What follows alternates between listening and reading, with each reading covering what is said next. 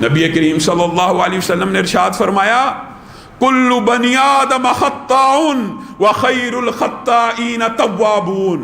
بتائیے گناہ گار، خطا کار، سیاہ کار، اس کو نبی کریم کہہ رہے ہیں کل بنی آدم خطاؤن، ہر آدم کا بیٹا غلطی کرتا ہے، گناہ کرتا ہے، ٹھوکر کھاتا ہے. غلطی سے پاک اللہ نے اگر بنایا تو آمینہ کے لال کو بنایا، کوئی اور غلطی سے پاک نہیں ہے. وَخَيْرُ الْخَطَّائِينَ تَوَّابُونَ. اللہ کس کو کہہ رہا ہے؟ نبی کریم کس کو کہہ رہے ہیں؟ اور تم میں سے بہترین غلطی کرنے والے. غلطی کرنے والا بھی بہترین ہے، ہاں بہترین غلطی کرنے والا وہ ہے جو اللہ کی بارگاہ میں آ کے اپنے ہاتھوں کو پھیلا دیتا ہے. اسی لیے نبی کریم صلی اللہ علیہ وسلم نے فرمایا تھا کہ اگر تم گناہ کرو ہی نہ، اگر تم گناہ کرو ہی نہ، اس سے مراد معاذ اللہ یہ نہیں ہے کہ ہم گناہ کرنا شروع کر دیں، لیکن اللہ کی رحمت کو بیان کیا جا رہا ہے. اگر تم گناہ کرو ہی نہ تو اللہ تعالیٰ اس دنیا کے اوپر ایسی قوم بھیجے گا جو گناہ کرے گی اور اس کے بعد رب کے سامنے ہاتھوں کو پھیلا لے گی. نبی کریم صلی اللہ علیہ وسلم نے ارشاد فرمایا رب اپنے بندے کی توبہ پر اتنا خوش ہوتا ہے، اور مثال جو دی ہے نا وہ اگر مجھے اور آپ کو سمجھ آ جائے. اللہ کے ساتھ مثال دینا اللہ کی شان کے لائق نہیں ہوتا مخلوقات کی، لیکن بات کو سمجھانا مقصود ہوتا ہے. نبی کریم صلی اللہ علیہ وسلم نے ارشاد فرمایا اللہ اپنے بندے کی توبہ سے اتنا خوش ہوتا، کتنا، اس خوشی کی کیفیت کو نبی کریم آپ کے سامنے رکھنا چاہتے ہیں. یہ کوئی مولوی نہیں رکھنا چاہتا. نبی کریم کہہ رہے ہیں ایک بندہ ہے، اس کے پاس سواری ہے، اس کے پاس سامان ہے، اس کے پاس زیادہ راہ ہے، اس کے پاس ہر چیز ہے. وہ ایک صحرا میں گیا، سواری چھن گئی، پانی چھن گیا، کھانا چھن گیا، ہر چیز چھینی گئی. اب اس بندے کو یقین ہو گیا کہ میں مرنے لگا ہوں. جس وقت اس کو 100% یقین ہو گیا میں مرنے لگا ہوں، اچانک اس کی سواری اس کے سامنے آئی، اچانک اس کا مال اس کے سامنے آیا، اچانک اس کا پانی اس کے سامنے آیا. وہ اتنا خوش ہوا، وہ اتنا خوش ہوا کہ حواس باختگی کے عالم میں اس کے منہ سے کیا نکلا؟ اے رب تو میرا بندہ ہے، میں تیرا رب ہوں. خوشی کے اندر الفاظ الٹ نکلے.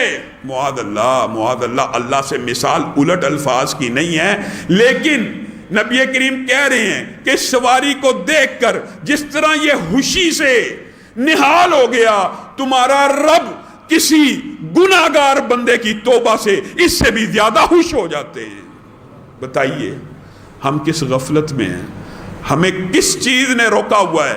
اس رحمان رب، یہ جو رحمان رب ہے نا، اس نے زمین کے اوپر اپنی رحمت کا صرف ایک حصہ اتارا ہوا ہے، صرف ایک حصہ، جس کی وجہ سے ماں بیٹے سے پیار کرتی ہے، بیٹا ماں سے پیار کرتا ہے، باپ بیٹے سے کرتا ہے، بھائی بھائی سے کرتا ہے. ہم سارے رشتہ دار، ہم میاں بیوی، جتنی محبتوں کے سلسلے ہیں اس ایک حصہ رحمت کی وجہ سے ہے. حتیٰ کہ چرند پرند درندے، آپ نے پرندوں کو بھی دیکھا ہوگا اپنے بچوں کے چونچ کے اندر دانہ ڈالتے ہیں، آپ نے درندوں کو بھی دیکھا ہوگا اپنے بچوں کو دودھ پلاتے ہیں. یہ سارے کے سارے محبت کے، الفت کے، معدت کے سلسلے ایک حصہ رحمت کی وجہ سے ہیں.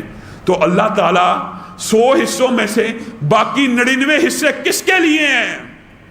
نبی کریم صلی اللہ علیہ وسلم نے فرمایا وہ تیرے اور میرے لیے، وہ تیرے اور میرے لیے ہیں. ان اللہ یبسط یدہ باللیل. سبحان اللہ، قربان جائیں نبی کی بات کے اوپر، اللہ کی شان کے اوپر. گناہ سارے دن میں کروں، گناہ پورا دن میں کروں، جب رات کا پہر آئے نبی کریم نے فرمایا ان اللہ یبسط یدہ باللیل لیتوب مسیء النہار. ہاتھ تجھے پھیلانے چاہیے تھے، اللہ سارے دن گناہ ہو گئے، اب شام ہوگی معاف کر دو، لیکن تیرا رب اتنی رحمت والا ہے کہ ان اللہ یبسط یدہ باللیل. رات ہوتی ہے تو اللہ تعالیٰ اپنے ہاتھوں کو پھیلا دیتے ہیں اور کہتے ہیں کون ہے جو میری بارگاہ میں آ کے توبہ کرے، میں اس کے گناہوں کو معاف کر دوں. اور ان اللہ یبسط یدہ بالنہار لیتوب مسیء اللیل. پھر ساری رات گزر جاتی ہے، ہاتھ تجھے پھیلانے چاہیے، برائی کے اندر تو گرا تھا، برائی کے اندر تو لتھڑا تھا، لیکن صبح ہوتی ہے اللہ تعالیٰ پھر اپنے ہاتھوں کو پھیلاتا ہے اور کہتا ہے کون ہے وہ گناہگار جنہوں نے ساری رات اپنا منہ کالا کیا، میری بارگاہ میں آ کے معافی مانگے، میں رب معاف کر دوں۔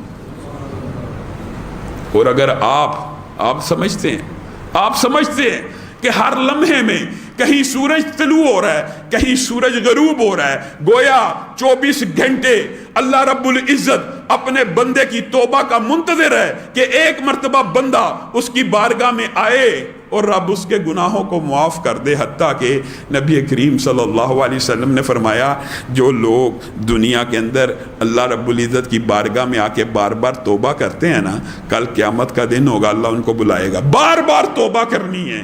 یہ غلط فلسفہ ہے۔ ہاں، گناہ رہتے ہوئے اس گناہ سے توبہ نہیں ہوتی، گناہ کو چھوڑنا تو پڑنا ہی ہے۔ انشاءاللہ رات کے دروس میں اس حوالے سے تفصیلی آپ کے سامنے اس بات کو رکھیں گے کہ توبہ کی جو شرائط ہیں وہ کیا ہے۔ نبی کریم صلی اللہ علیہ وسلم نے فرمایا قیامت کے دن بے شمار توبہ کرنے والے کو اللہ تعالیٰ اپنے پاس بلائے گا، کہے گا فلاں گناہ یاد ہے؟ یاد ہے اللہ۔ فلاں گناہ یاد ہے اللہ، اگلے دن بھی کیا تھا، اس سے اگلے دن بھی کیا تھا، اس سے جی اللہ ہر روز گناہ کیا تھا، توبہ کر لیتا تھا، بار بار مجھے پکارتا تھا، مجھے ندا دیتا تھا، دنیا میں بھی تیرے گناہوں کے اوپر پردہ رکھا، جا آج قیامت کے دن جب کہ تیرے گناہ ان گنت ہیں، توبہ کے باوجود تو گناہ کرتا رہا، آج بھی میں تیرے گناہوں کے اوپر پردہ ڈالتا ہوں اور تجھے جنت میں داخل کر دیتا ہوں۔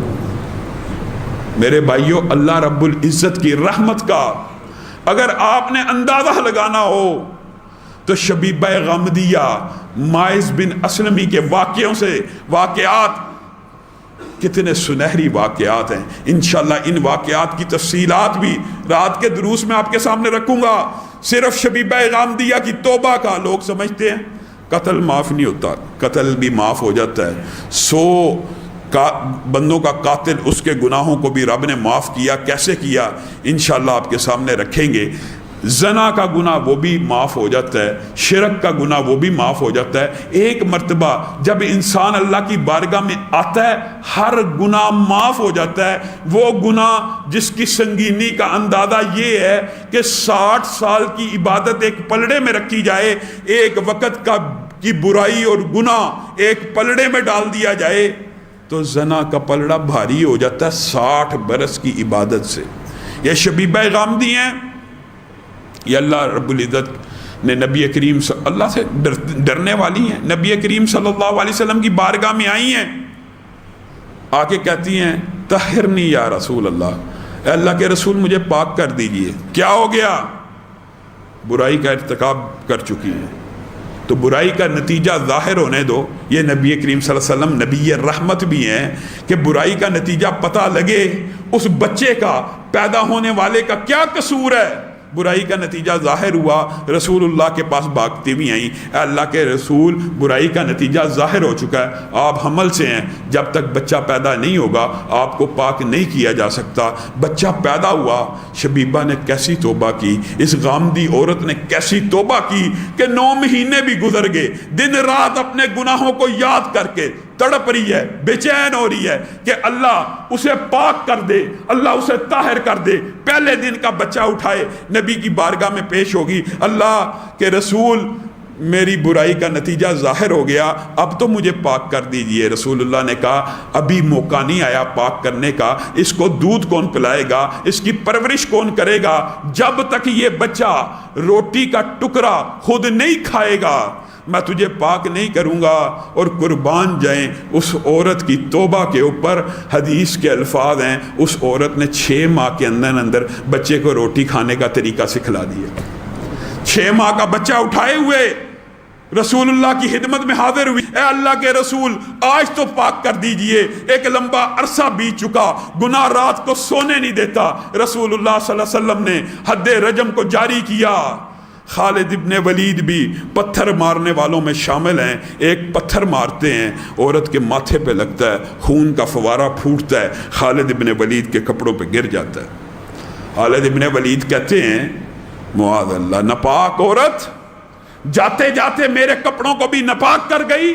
رسول اللہ صلی اللہ علیہ وسلم جو سارا منظر دیکھ رہے ہیں بے چین ہو کے اٹھے، حالت کے پاس آئے، کہا حالت تو نے بڑی کڑوی بات کی ہے، تو نے بڑی تلخ بات کی ہے، تجھے کیا پتا اس عورت نے کیسی توبہ کی ہے۔ اگر ٹیکس لینے والا ظالم فاسق فاجر حکمران جو ہزاروں لاکھوں لوگوں سے ٹیکس لے کے اپنے گناہوں کو بڑھا رہا ہوتا ہے، اگر وہ بھی ایسی توبہ کرے تو اللہ تعالیٰ اس کی توبہ کو بھی قبول کرے۔ اور اسی طرح ایک روایت کے الفاظ ہیں کہ اگر مدینہ کے 70 گناہگار بڑے بڑے گناہگار ایسی توبہ کریں تو اللہ تعالیٰ سب کے گناہوں کو معاف کر دے گا۔ معزز سامعین گرامی قدر، آپ کو کس چیز نے دھوکے میں ڈالا ہوا ہے؟ اور یہ جو فلسفہ ہے نا، اسلامی سزائیں، یہ قرون وسطیٰ کی سزائیں ہیں، یہ ظالمانہ اور وحشیانہ ہیں، ہرگز نہیں۔ یہ انسان کو پاک کرنے والی، صاف کرنے والی، معاشرے کی تطہیر کرنے والی، معاشرے میں اللہ رب العزت کے نظام کو نافذ کرنے والی ہیں۔